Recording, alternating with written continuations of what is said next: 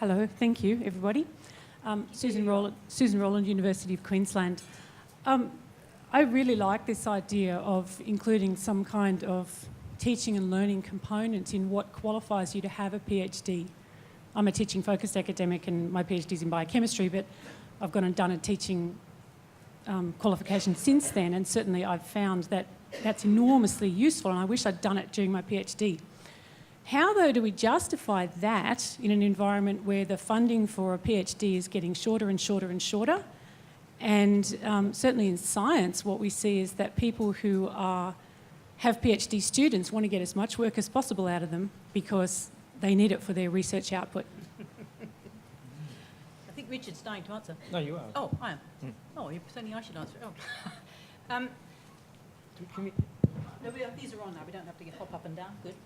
I think I'll try and reply briefly because then we can perhaps collect up lots of questions and answer them all at once. That is an absolute fundamental problem, and some of the most interesting reviews of doctoral education are suggesting paring back the research component. I mean, this has to be a very broad discussion, not just from the teaching and learning angle. It has to come from those who are concerned about research skills and what could be done. Because we actually have a good track record compared to America and other countries in quick completions, and we do not want to get in any longer.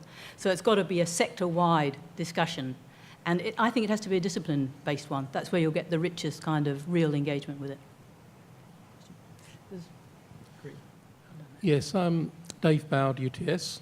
I'd like to take up the kind of the tension that's between Belinda and Richard here. And particularly I'd like to pick up what I think is a massive great hole in Richard's analysis, most of which I'm completely happy with. The emphasis on the paraprofessional, although we cannot possibly use that term because it makes them sound like slaves in lawyers' offices. What we need to do, it seems to me, is if we're a university sector, we value scholarship, we value evidence, we value people looking deeply at what the field is that they're working in. And none of the things that, Richard, you suggest in your program there seem to me to do with anything to do with the development of deep understanding build up over time, which might even lead to some kind of qualification, because aren't we in the qualification business ourselves? So it's like you're focusing on the margins. Establishing that institute to start with the kind of the most marginal group is a way of saying that these things are not important for the people that count most. You have a category there which is about developing leaders, but you can't develop leaders unless there's actually a significant amount of underpinning academic work that's gone into the appropriate area. So where are you going to find that within your scheme? And is that some of that going to be of the kind that Belinda's suggesting? I don't know that my 20 points and fully fleshed out all the details of my own thinking or that of the team. We're obviously not suggesting that higher education is going to prosper without a core of individuals who have deep knowledge about their disciplines and are deeply scholarly, and many of whom are researching. That wasn't as overt in my presentation as perhaps it might have been, simply because of the areas of pressure that we're experiencing at the moment that I focused on in the presentation. Having said that... I'm talking about deep understanding in teaching and learning, not just in their disciplines. So I didn't hear that, though. It's the focus, the deep understanding needs to be about teaching and learning as well as their disciplines. Yes, and built into the brief analysis was the idea of, well, two ideas that relate to that. One is of the PhD, intensifying educational component of the PhD, which is Belinda has just talked about, and also the idea of more explicit training opportunities in the area of leadership of teaching and learning. I think it's unreasonable to imagine that the newly differentiated workforce that I've been talking about is going to have individuals who are all deeply familiar with teaching and learning. Many of them will need to be.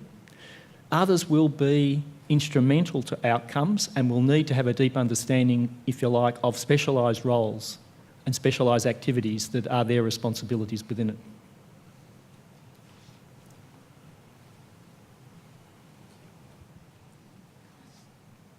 slides. Oh.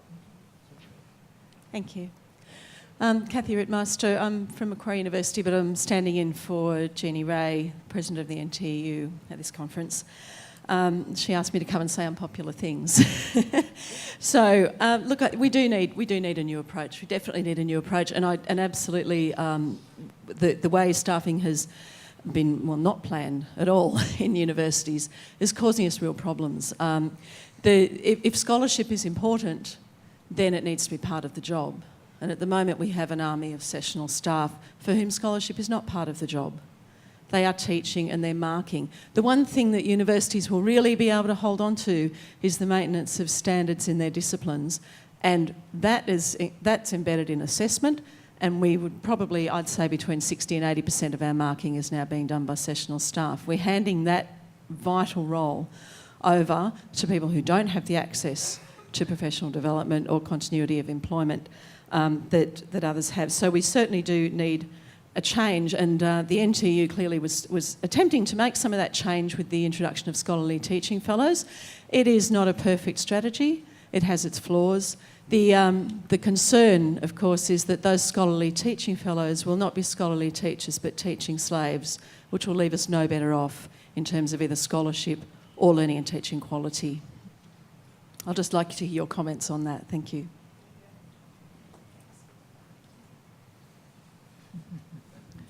I think the NTU deserves huge credit for their going in the industrial framework for reducing the number of reliance on sessional staff and improving, trying to create what I'd like to think of as kind of, the senior tutors are back.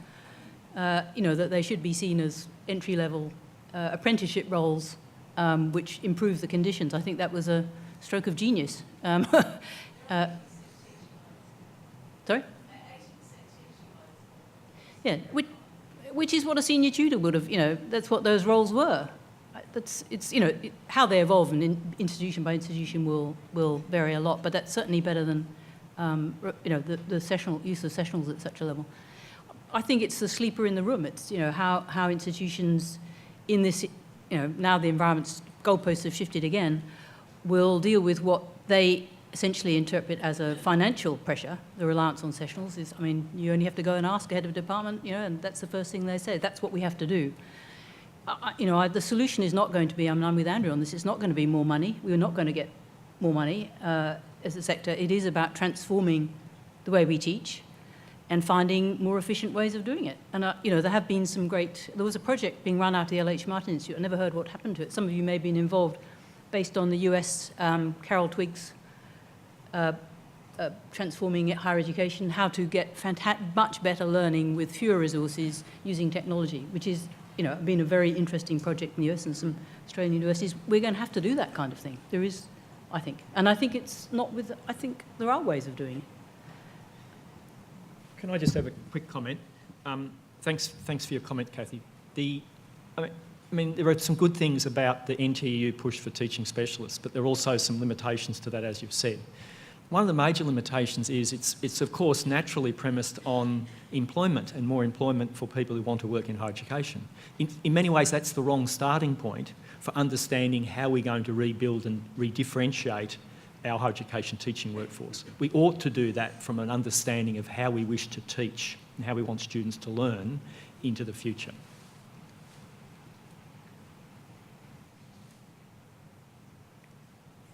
Somebody waving down there. One, two. Thank you. I'm numero uno. Thank you. Matty Turnbull, Curtin University, Western Australia. When we talk about scholarship, Belinda, thank you very much. This is a generalisation, and perhaps within this is the assumption that every single teacher is, in fact, a permanent employee, whereas the opposite is true. Demonstrably, if 60 to 80% are sessional teachers, I'm one of them, there's absolutely this is out of context, actually. What we should be addressing is the scholarship of those who don't have already the privilege of the scholarship notion. How can you achieve scholarship in terms of what you're talking about if 60 to 80% are sessionals who don't have that opportunity, except if they do it themselves, except that they're too busy to do it themselves, to achieve the scholarship in terms of your definitions. Thank you. I think we'll leave that. We've already had a go at that. We might leave, if other people have got ideas about that, happy to hear from them. Well, because we've both already talked about the problem of the sessional workforce twice, I think. Not in its relationship to scholarship. Well, it's, yeah. My view, I mean, we need to differentiate the sessional workforce for a start. There are many PhD students in that sessional workforce, and they're of a distinctive group whose experience of being sessional teachers could be transformed, because they are part, that is a really fundamental aspect that I hope will be picked up out of this and discussed elsewhere, is how to change the PhD. Yeah, and that's a very, that could really have a dramatic impact on them, not on some others who are sitting there because, yeah. Let's move. I think we should. Another. I'm thinking how to bring these two things together, the standards and Richard's idea. So my question is, how may standards be written to become kind of challenges to reflexivity and scholarly teaching that signal to individuals as well as teams how they may develop their teaching quality? In my own institution, there tends to be an over-reliance upon CETU by default because there is a less informed workforce that control promotion committees about what good teaching consists of. So it seems to me that the work to signal gradations of progress can be very valuable as ways of seeding people's own development. It seems to me that's also a way of bringing both these projects, Melbourne Uni project and Rick Cummings project, together. Do you have any comments? Do you think it's possible? Look, I'll just make a quick comment on that. And, it seems to me one of the areas that we work on that we're not particularly good at is performance management. I don't particularly like the term, but the idea that you sit down with someone on a regular basis and look at your performance as the way in which you might make progress toward what you're aiming to achieve, be it a promotion or whatever. It seems to me we don't do that very well. We don't, certainly in many institutions I've visited, we don't link that very well to what drives staff in terms of promotion or probation or whatever they're trying to achieve. So it seems to me that's one way in which you can regularly, explicitly, and collaboratively, if I think I'm answering your question, develop the concept of scholarship within staff and the concept of how you incrementally acquire better skills and so on. So I think I've answered your question, but perhaps not, or addressed your question, not answered it. I'd add that I think Belinda referred to the importance of affiliating the idea of scholarship with professional development, and that it's not just something that we expect of people essentially out of the ether, or traditionally people have thought because you've got a PhD that must somehow prepare you for teaching. So I think that professional development's an important element of that. And I think that peer review and peer feedback is increasingly into the future going to be a mechanism for sharing that expertise and for the sort of coaching element that I think you alluded to, Belinda, as opposed to, somebody made the point earlier, just because you've got a graduate certificate doesn't necessarily mean you'll be a good teacher. So I think there's an iterative process to it that will be facilitated by peer feedback and formal systems for doing that.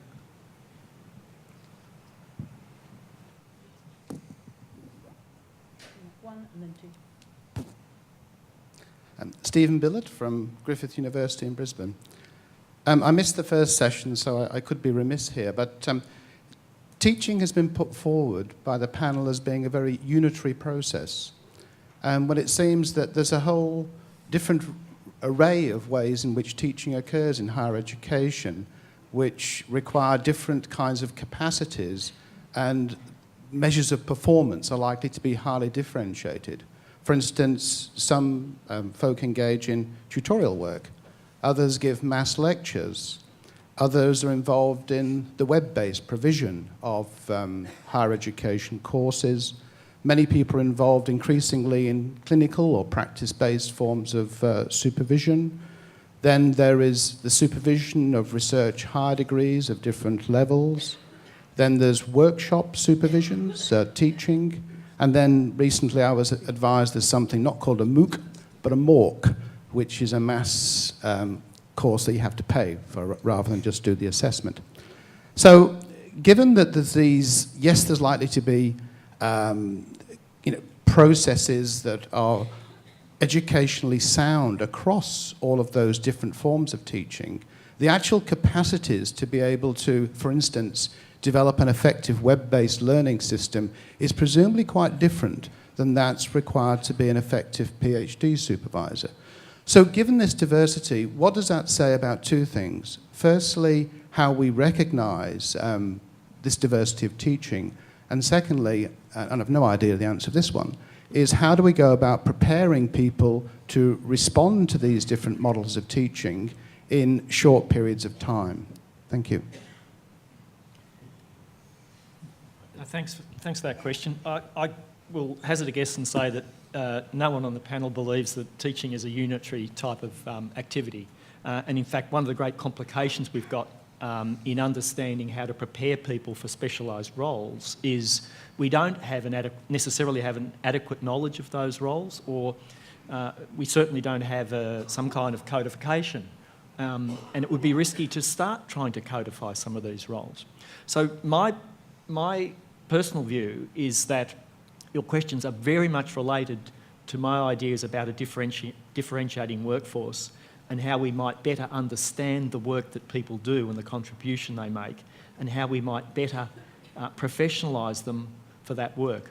But that for me does not involve any narrow codification of criteria or standards for particular roles. This would be beyond us, and it would be potentially very damaging. Do you want to?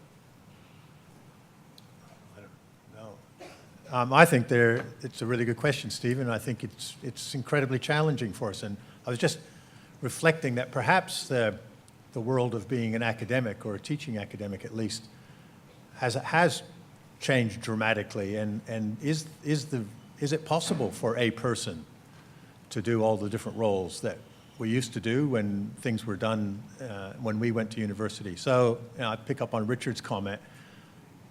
The environment may be so complex now that we do need to differentiate, and that's a real major task for us because it runs against our grain, I think. So it's not just technically difficult to do, it's emotionally and professionally really difficult to do. And I think that the important thing is that we view education and research supervision from the perspective of the recipient of it rather than the provider of it.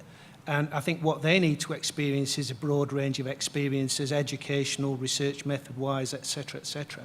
That doesn't mean that every academic has to be in a position to provide that in a skilled way with expertise for every individual.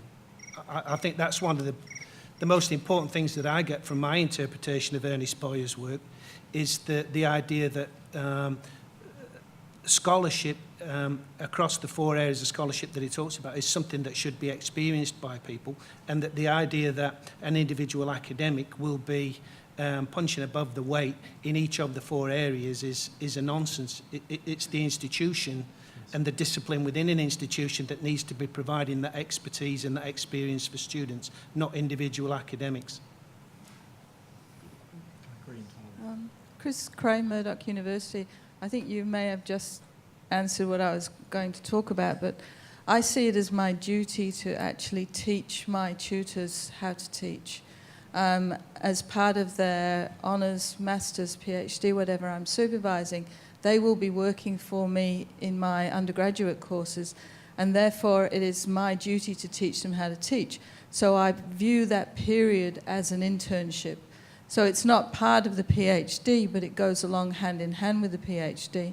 And then at the end, if they're going off to other universities to do things, I can quite happily say that they are as capable in their teaching as they are in their physics that their PhD is in. And I think if we had more support in our universities to help the academics do that for their students. That might be a simpler way to go. I think that's a cheery note. Have we got to wind up? We've got one more? There's one up.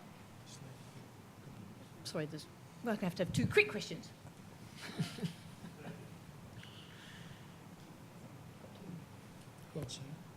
Sarah Booth. Very interested in this discussion, as Richard and Patrick know, we're working with them. One thing that I thought that has come out of this discussion is the tensions, whether it's private providers, higher education providers, research teaching.